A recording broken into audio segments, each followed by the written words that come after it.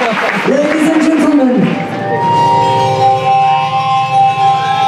whether you like it or not,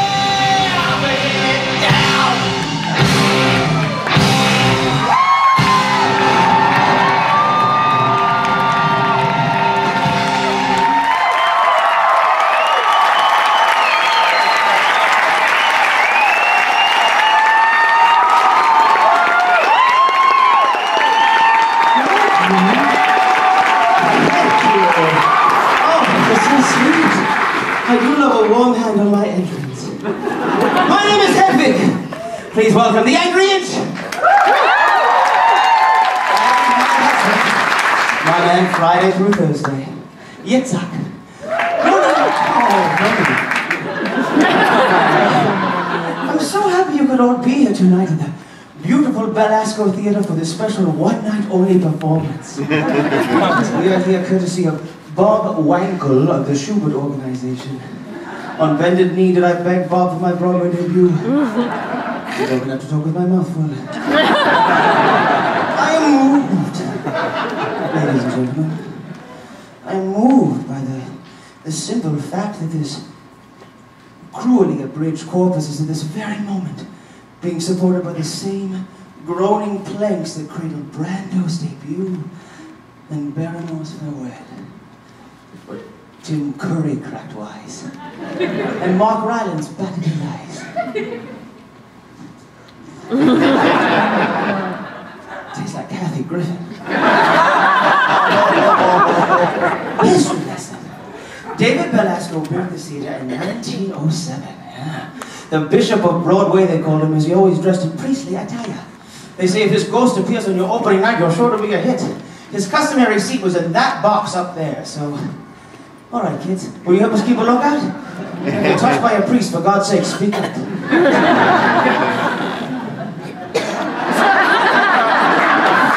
Imagine me in the birthplace of Awake and Sing, A Raisin in the Sun, and most recently, Hurt Locker, the musical.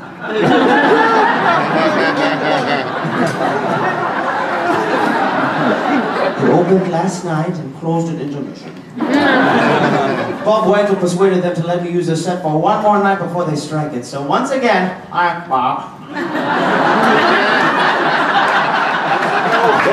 is a theatrical hermit crowd. Welcome to my new shell. How's it look on me? You legitimize me, ladies and gentlemen, you really do. But let's be honest. Many of you here have only recently become aware of me.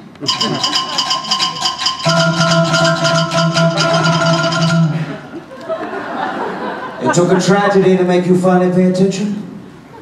But now you're interested. Intrigued, even. Who is this Hedwig and why have you never heard about her before, Jerry? Well, that's a question I've been asking myself for years. How did some slip of a girly boy from communist East Berlin become the internationally ignored song stylist you see barely standing before you? That's what I want to talk about tonight. I'm not here to talk about calamity or scandal. I'm not here to talk about my relationship with a certain well-known rock icon, Tommy Gnosis. He's probably talking about me at this very moment. By some freak coincidence, he's launching his tour of atonement tonight in Times Square.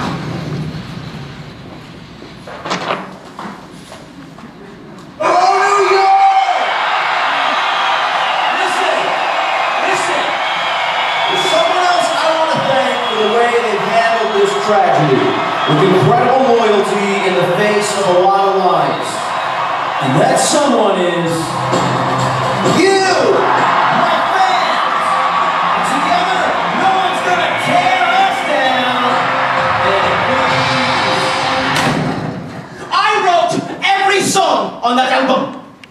And BTW, TMZ got it right. He was driving. He was on blow, and he was getting blown by yours truly. And he did hit that school bus full of deaf children. One survived, not one. I taught him everything he knows, and apparently has forgotten about rock and roll. And he barely mentions my name on the giant sucking sound Anderson Cooper calls a show, which I'm sure you all saw, because if you hadn't, I'd be singing to the bishop. And if I was lucky, my manager, Phyllis Stein.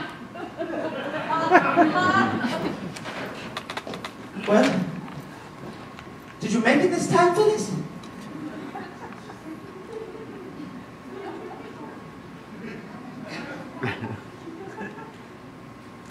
I'm I'm sorry, ladies and gentlemen. I am wide open tonight.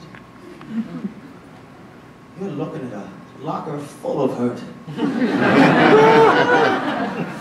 You see, ladies and gentlemen, the road is my home. My home, the road. So when I think of all the people I have come upon in my travels, it's impossible for me not to think of other people who have come upon me.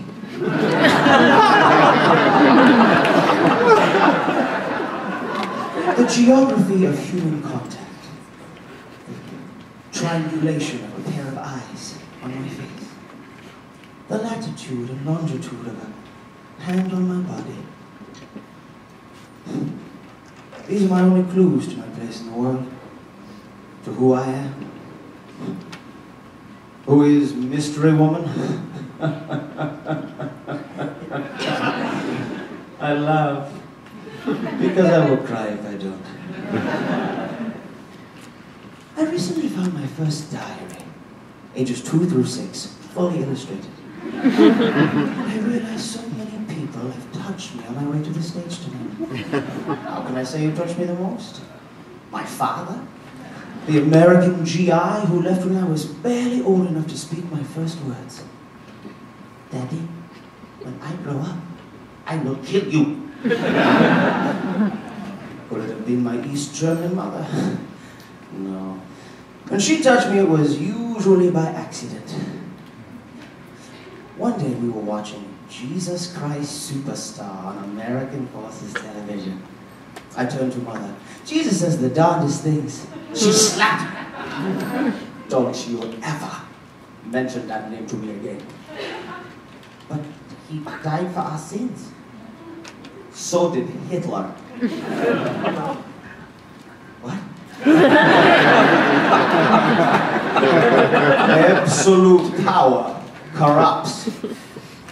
Absolutely. Better to be powerless, my son.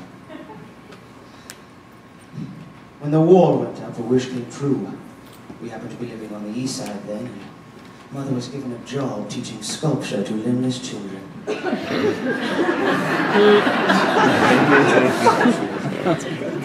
rest its soul. Most of my time was spent listening to American Forces radio. Yeah. Our apartment was so small, Mother made me play it in the oven. Late at night, the hour grew late. I would rest my head on the top rack and listen to the American masters. Tony Tanine, Debbie Boone, and Murray,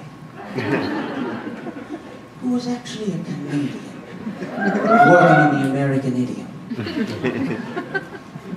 And then there were the crypto homo rockers, Lou Reed, Iggy Pop, David Bowie, who was actually an idiom, working in America and Canada. These artists left as deep an impression on me as the oven rack did on my face. To be a young American in muskrat love, soft as an easy chair, not even the chair I am, I said. Have I never been mellow? Have I never tried? And the colored girls sing. And I sing along. But never with a melody. Well, how could I do better than Tony? Once I couldn't resist.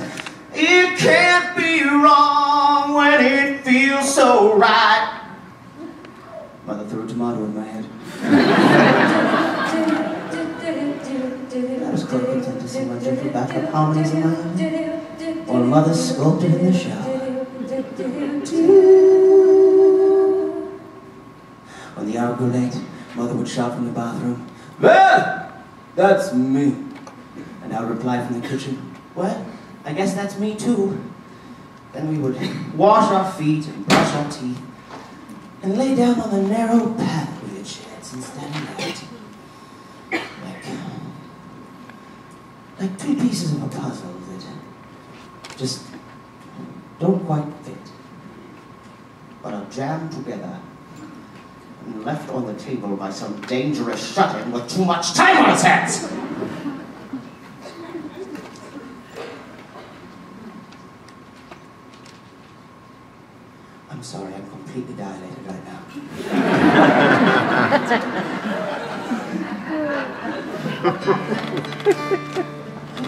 share with you a bedtime story my mother once whispered to me in the dark and then later retracted. I never allowed her to share such a story with such a little boy. I'll never know. But I remember it like it happened yesterday. When the earth was still flat and clouds made of fire, and mountains stretched up to the sky, sometimes high. Strong in the earth like big rolling caves. They had 2 sets of arms, they had 2 sets of legs, they had 2 faces peering out of one giant head, so they could watch all around them as they talked while they read. And they never knew nothing of love. It was before the origin of love.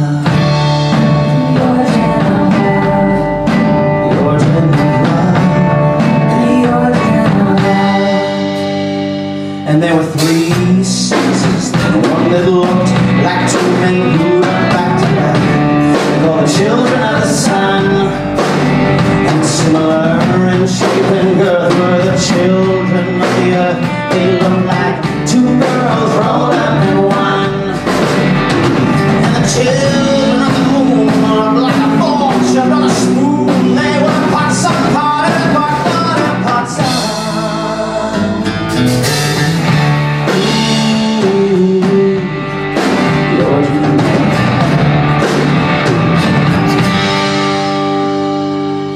Gods were quite scared of our strength and defiance, and Thor said, I'm gonna kill them all with my hammer, like I killed the giants. But Zeus said, no, you better let me use my lightning like scissors, like I cut the legs off the whales, dinosaurs into lizards. And then he grabbed up some bolts, he let out a laugh, said I'll split them right down the middle, gonna cut them right up in half. And the storm clouds gathered above in the great balls of fire.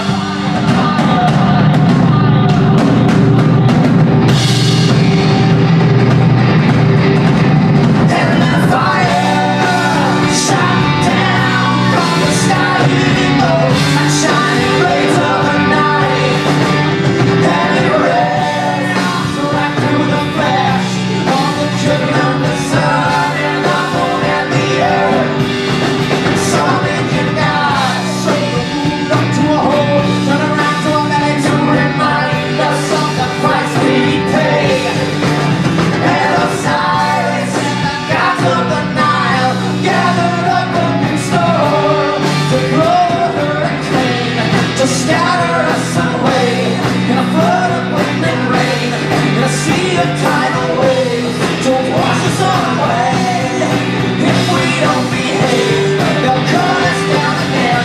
We'll be hopping around on one foot and looking through one eye.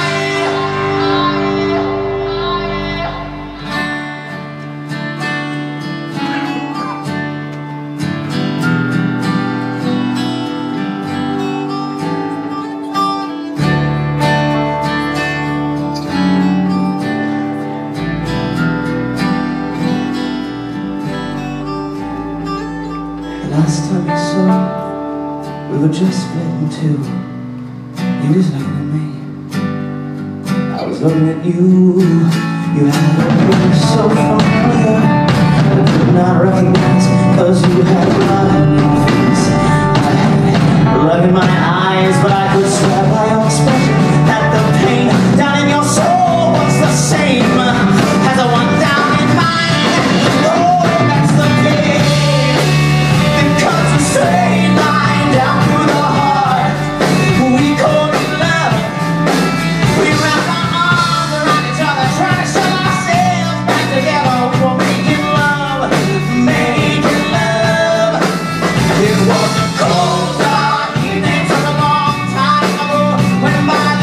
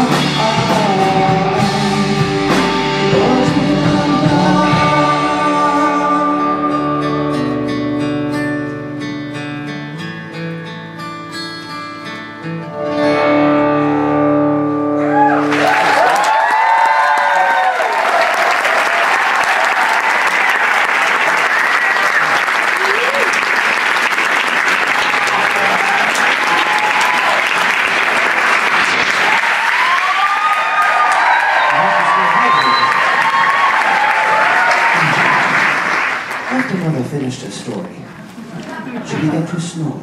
But I had to go somewhere that I could think, so I crept into the kitchen and I put my head in the oven.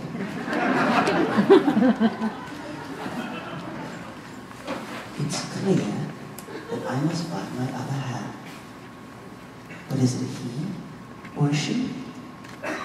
Is it Daddy? He went away? Oh, Mother. Suddenly I'm very afraid to go back to bed. What will this person look like? Identical to me or somehow complementary? Does my other half have what I don't? Did he get the looks, the luck, the love? Or were we separated forcibly? Or did he just run off with the good stuff? Or did I? Will this person embarrass me? And what about sex? Is that how we put ourselves back together? Is that what Daddy was trying? Or can two people actually become one again? And if it happens while we're driving on the Autobahn, can we still use the diamond lane? Practical questions of wholeness, completion. Think of it. I thought of it. I thought of the power. The gods would be terrified. Get up!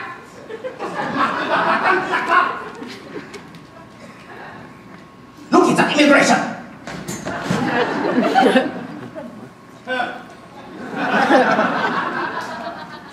If you behave, I might let you shave my back. That will be all.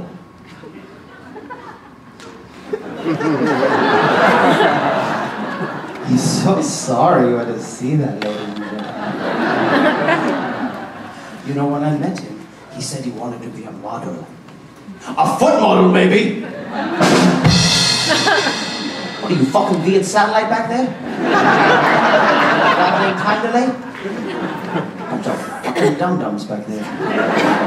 Swear to God. Swear to God. So many hairs. What is my hair doing? Is it trimming the worst one? It's longer than you would have thought, right? Yeah. It smells heavenly. It smells like the hands of 75 Bangladeshi children.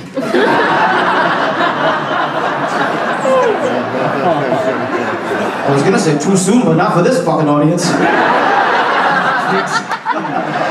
realized there was only one person who had ever really been there for me in my life. And that person was me. The accident was a cry for help. I was yelling help to me. Well, what about me? Without me, he never would have swerved onto that oncoming short bus and revived his moribund career with a well-timed redemption tale. Dang ought to be damned! It all went down in the newly annoying meatpacking district. Meepaw. I've just been barred from entering the Jane Hotel. Apparently I left my douche ID at home. When a limousine pulled up, I got in it, naturally mistaking it for my own. Yeah, right. What the fuck was that? Again from this dum-dum section? Fucking kick you all to your dead. We gotta be a team here, you fucks. Sorry. In the limo sat Tommy Gnosis. We were both astonished. It had been years. So we dropped off the driver and drove up and down the island, doing drugs and catching up. We spoke of the disappointing sales of his sophomore album, the one he wrote without me. He spoke of his loneliness. I reminded him of happier times. Well, I just couldn't keep my mouth shut, and you know the rest. You can imagine, when the story broke, Tommy's people offered me a small fortune to keep this to myself. As if I'd accept their filthy lucre. As if selling someone else's story of pain were my only means of support. As if I hadn't already launched my new fragrance, Atrocity by Hedwig.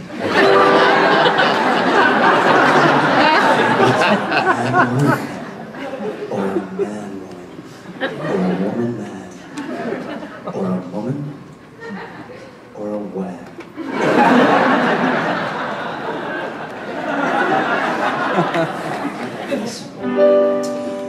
One day in the late mid-80s, I was in my early late 20s.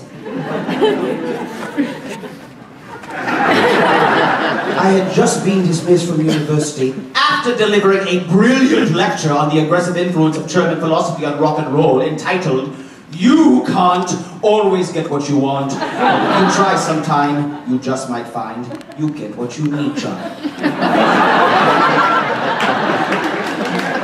So too. 26, my academic career was over. I never kissed a boy, and I was still sleeping with Mom. I searched my other half on this side of the wall and proved futile. Might he be on the other? But how to get over? People died trying. Such were the thoughts flooding my tiny head one afternoon that I was sunning myself in an old bomb crater I discovered near the wall. I am naked, lying face down on a piece of broken church, inhaling the fragrant westerly breeze.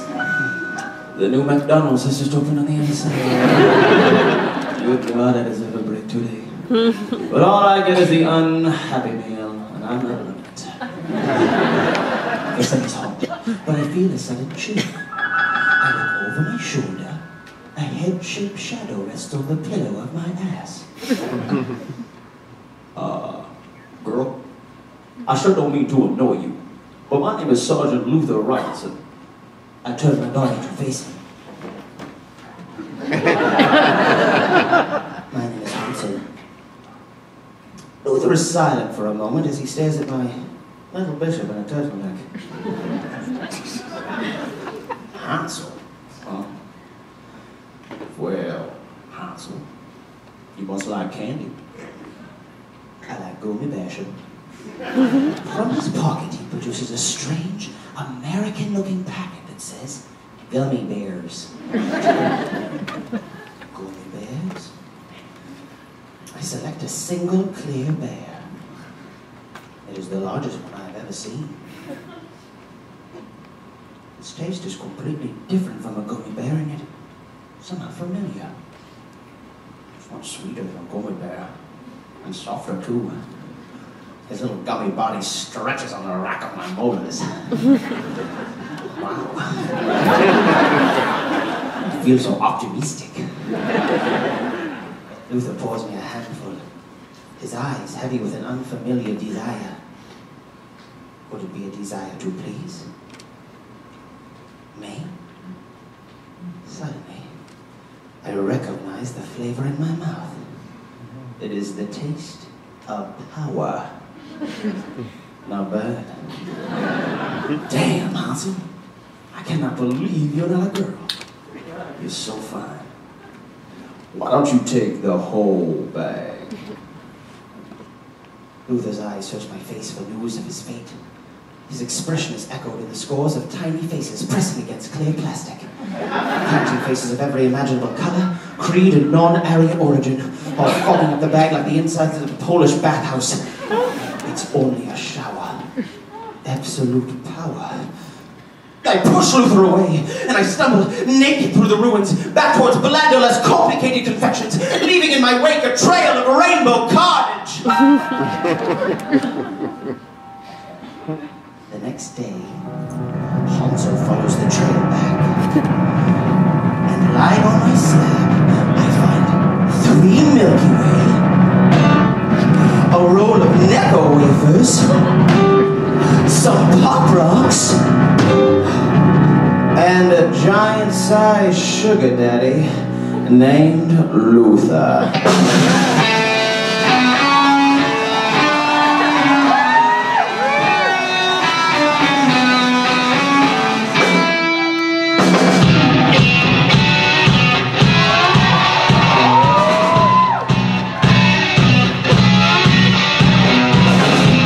Sweet tooth. first drops in January. Hey, sugar daddy, console needs some sugar in its bowl. I'll find China on the land, polish up the chrome. If you got some sugar for me, sugar daddy, bring it home. Black sunglasses, you're my orange blossom, honey. Sugar daddy, sugar daddy. Wearing Versace blue jeans, black designer underwear. Sugar daddy, sugar daddy. Dress up like a disco dancing chicks in Milan and Rome.